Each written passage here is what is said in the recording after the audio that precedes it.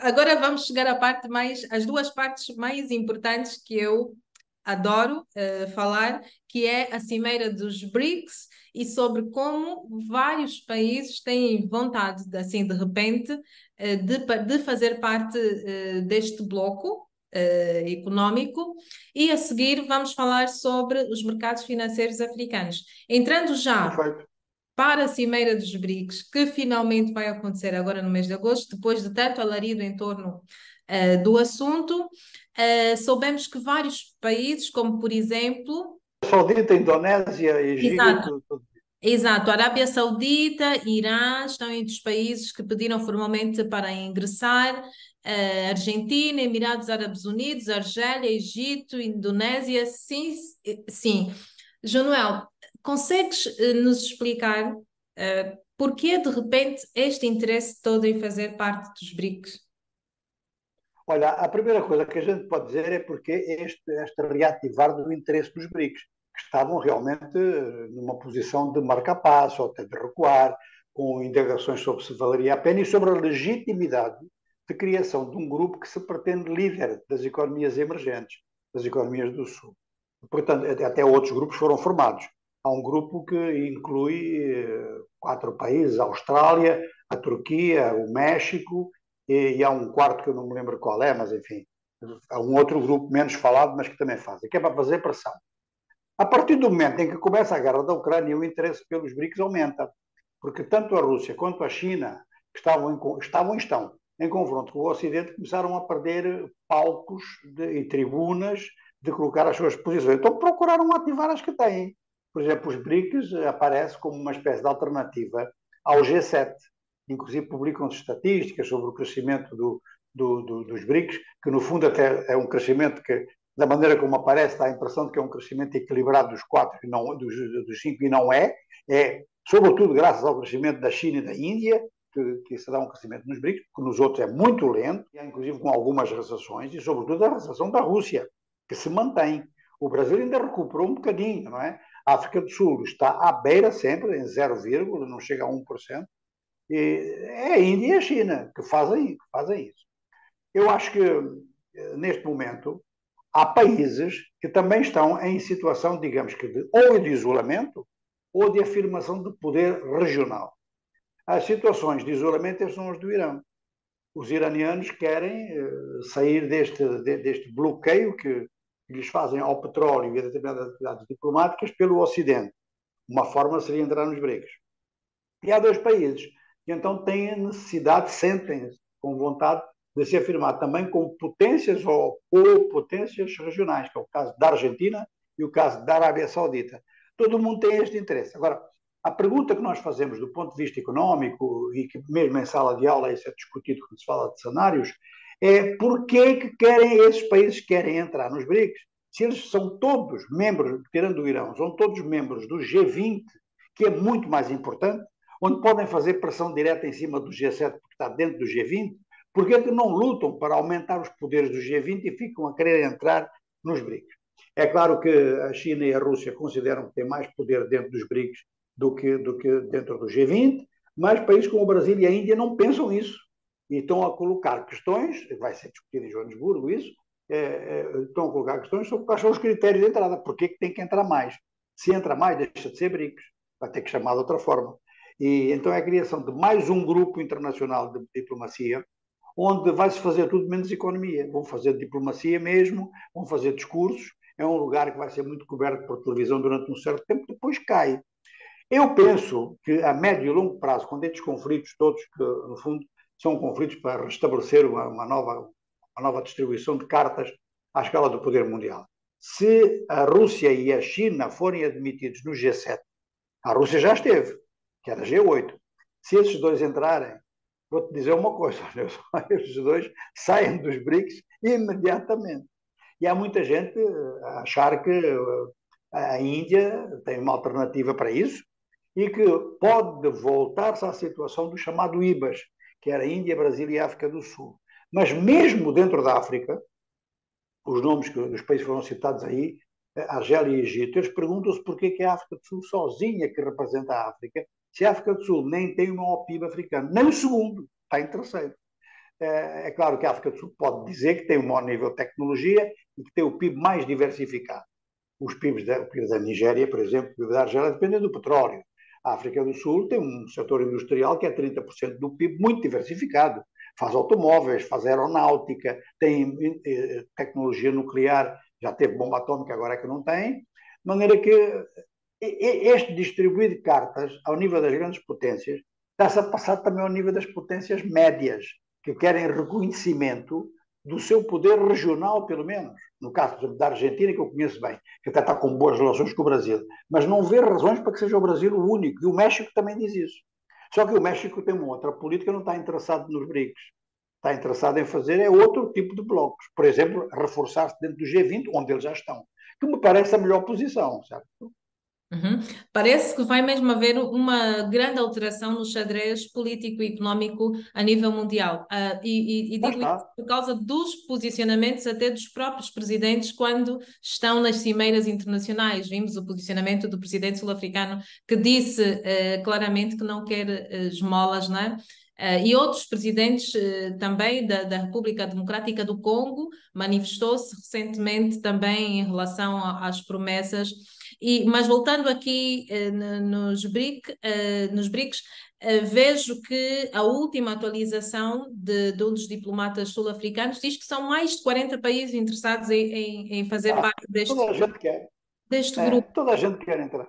O Mas, que oh, Neuza, isto é assim, sabe uma coisa? Desculpa só interromper. não, à vontade. Quando há um movimento qualquer de dois, três países que querem entrar numa entidade, aparecem sempre os 10 que também querem. Às vezes não é para nada, é só para dizer que querem. Por exemplo, eu lembro quando foi a história, que agora está meio em banho-maria, de aumentar o número de membros permanentes do Conselho de Segurança. Falou-se, portanto, na África do Sul, depois falou-se na Nigéria. A Angola apresentou a candidatura também. Ora, que eu penso que Angola não tem dimensão nenhuma para estar como membro permanente de um Conselho de Segurança. Enfim, eu penso que são tudo manobras diplomáticas em que ninguém quer deixar ao vizinho o protagonismo completo. De maneira que eu penso que essas decisões, elas podem, dentro dos BRICS, elas podem conduzir à adesão ou à participação no banco dos BRICS, no banco de desenvolvimento. Quer dizer, aí sim, aí podem entrar, mas os BRICS continuariam a ser estes, é o que dá a impressão neste momento. A não ser que realmente a China e a Rússia tenham uma força tão grande dentro dos BRICS que imponham um alargamento. Para esses dois é importante que isso aconteça, certo? Agora, a África do Sul ter que fazer concessões para entrar em outros países africanos, não sei se o governo sul-africano concorda com isso. O Brasil vai concordar com a Argentina, mas de certeza que não vai concordar com a Arábia Saudita ou com o Irão, por exemplo, porque isso diluiria a força do Brasil dentro dos próprios BRICS. Tem esses componentes todos, hein? Nós estamos só a raciocinar em voz alta. O que vai acontecer, vamos ver em Joanesburgo. Uhum. Fala-se na possível criação de uma moeda do bloco. Que impacto é que isto teria para as trocas comerciais, para o crescimento das economias do Ocidente e dos Estados Unidos, se não for nem o euro nem o dólar? Pois, E que vantagens? desde há muito tempo, desde há muito tempo que vários países, dos BRICS ou não, procuram ter um relacionamento internacional cuja moeda não seja obrigatoriamente aquelas duas ou três que existem. No fundo, até eram quatro no máximo, né? Que era o dólar, depois quando apareceu o euro também, o franco suíço, a libra esterlina e o iene em determinadas relações. No entanto, nenhum deles disse que não queria dólares. Nem a China diz. A China é o modo detentor de títulos do Tesouro norte-americano. Portanto, quer dólares. Isto é dólar. O que eu penso é que nas relações entre os BRICS, ou vão criar uma moeda, ou vão fazer um acordo de troca nas moedas existentes, que é o mais provável. Portanto, as relações entre, por exemplo, Brasil e China. O Brasil paga em yuanes e a China paga em reais. E acabam por constituir, nos seus bancos centrais, grandes depósitos nas duas moedas. Então, após a primeira operação, podem fazer isso eternamente. Agora, a minha pergunta é se, e vendo do ponto de vista do Brasil, que é o que eu conheço melhor, o Brasil vai aceitar rublos? Uma moeda que se está a desvalorizar, que hoje vale X e amanhã vale menos Y? Não creio que seja generalizável. Portanto, a Rússia tem interesse na existência de uma moeda comum que tenha garantia. A garantia para essa moeda comum implica determinado montante, atenção que é entre grandes economias, um determinado montante tão elevado que vai constituir, sem dúvida alguma, dificuldade de se constituir isso. O Banco dos BRICS que existe não é um banco central, não é um banco emissor, é um banco de investimento. O banco de investimento não pode fazer isso. Tem que criar uma espécie de banco central. Ao criar esse banco central, é óbvio que há países que têm condições de colocar, de contribuir para o fundo de reserva e outros não. Não tem. A África do Sul não tem. A África do Sul tem dificuldade com as suas próprias finanças. Então, a criação de uma moeda, qualquer criação de uma nova moeda, a moeda europeia demorou 20 anos para ser feita. A partir do momento em que se faz essa projeção, estamos muito longe disso e não sabemos se daqui a 20 anos os BRICS ainda são necessários. Agora, também já houve gente que propôs uma moeda para o G20. Para pôr uma moeda para o G20 é complicadíssimo porque estão ali 80% do PIB mundial. Está ali 80% do PIB mundial, incluindo grandes moedas de troca atualmente, que é o dólar e o euro, estão lá. Então, quer dizer, essas propostas de criação de bancos transnacionais, eu penso que são muito úteis em determinadas zonas de integração económica regional. Aí sim, aí é muito importante. Por exemplo, nos países africanos, quanto menos moedas não convertíveis existir, melhor. Para que é que serve um país, por caso concreto de Angola?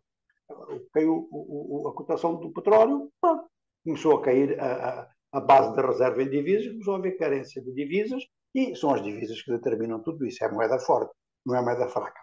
É algo que vão fazer declarações aqui em Joanesburgo, ou lá, eu digo sempre que aqui, lá em Joanesburgo, vão fazer muitas declarações, provavelmente vão nomear uma equipa técnica para isso, onde a presidente do Banco de Desenvolvimento dos BRICS vai ter um papel, e isto vai sendo discutido, e entretanto vão aumentar, isso sim, as trocas com moedas dos países membros, ou então fazer o que a Índia faz, que é muito inteligente. A Índia vende produtos à China e aceita que a China pague em yuanes. Para quê? Para depois agarrar nos yuanes e comprar petróleo russo mais barato, porque os russos aceitam o yuan. Então é um triângulo que os indianos têm uma experiência comercial enorme. Os indianos fazem, a Rússia aceita qualquer moeda estrangeira. Muito bem, então vamos entrar agora para as nossas análise à bolsa as bolsas dos países africanos, os mercados africanos. Eu selecionei aqui, portanto, alguma informação sobre as empresas mais bem cotadas ao longo da última semana.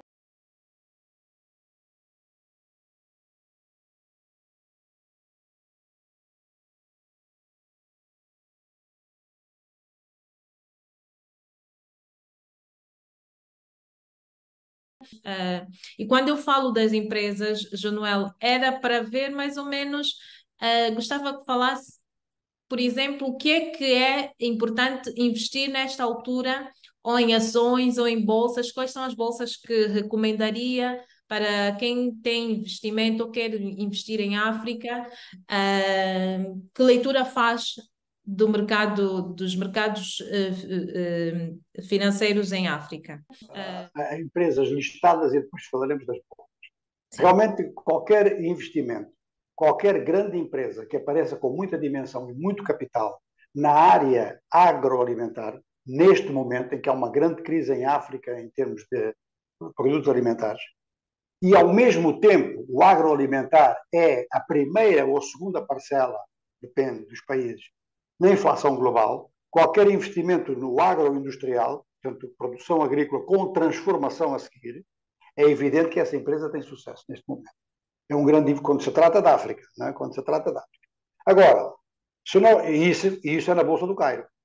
Agora, se nós formos a fazer as comparações com o volume de transações na semana, nós vamos encontrar a Bolsa de Joanesburgo com um nível de transação muito superior ao Cairo.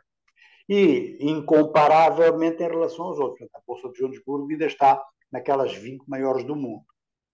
O que é que, em termos de um investidor, conta mais?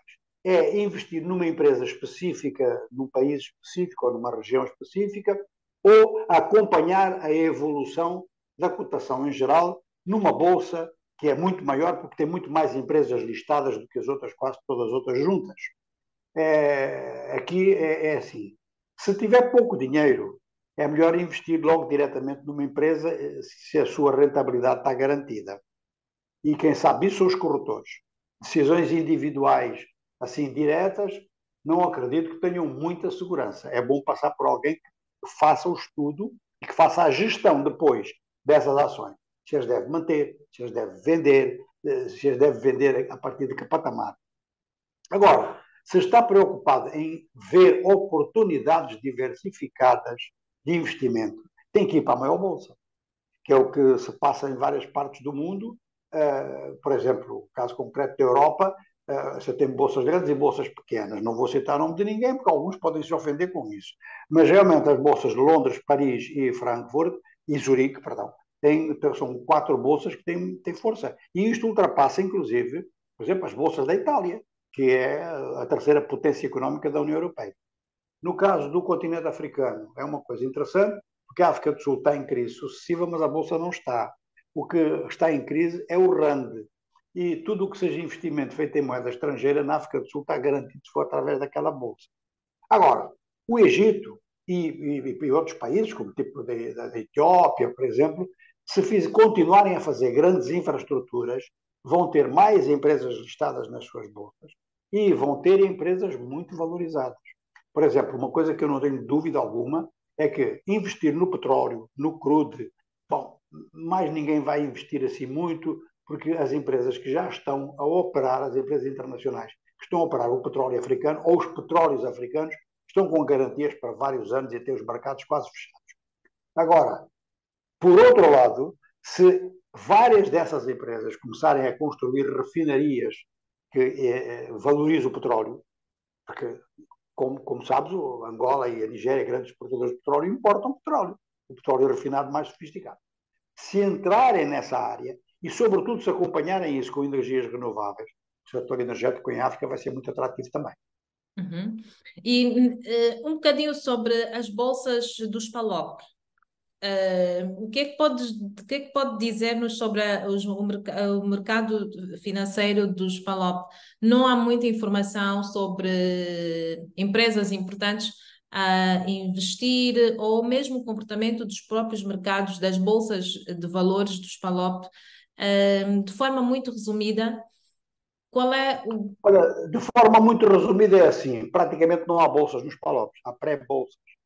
Há pequenos mercados de capitais que estão ao nível daquilo que foi a bolsa no começo, no seu começo histórico. Grupos de pessoas que se juntam à volta de uma mesa, às vezes não é mais que isso. Às vezes a mesa tem uma sala bonita, às vezes não tem, e alguns valores são lá transacionados. Mas o peso dos Estados em determinados desses países, sobretudo o caso da Angola, o peso dos Estados é de tal forma que é melhor negociar com os ministérios do que negociar naquela bolsa, entre aspas, porque não é circulação livre de ações. E as informações que são obrigatoriamente dadas em bolsa para que se mantenha em bolsa, isso não é cumprido. Então são pré-bolsas, são intenções de bolsas mais do que isso. Por exemplo, a Bolsa de Cabo Verde é até uma pequena instalação, até perto de uma livraria. Quando vou a Cabo Verde passo muito por ali e fazem-se acordos que, no fundo, são acordos sobre títulos de dívidas, são acordos sobre obrigações, são coisas assim mais do que o famoso pregão da Bolsa, como a gente vê nas grandes bolsas, inclusive africanas, inclusive a do Cairo, inclusive a da África do Sul e, de certa forma, a da Nigéria e do Ghana também. Tá. Então, acho que terminamos, Jonuel. Muito obrigada pelo seu tempo, por nos passar informações tão importantes sobre o que deverá ser a pauta desta semana que se inicia agora.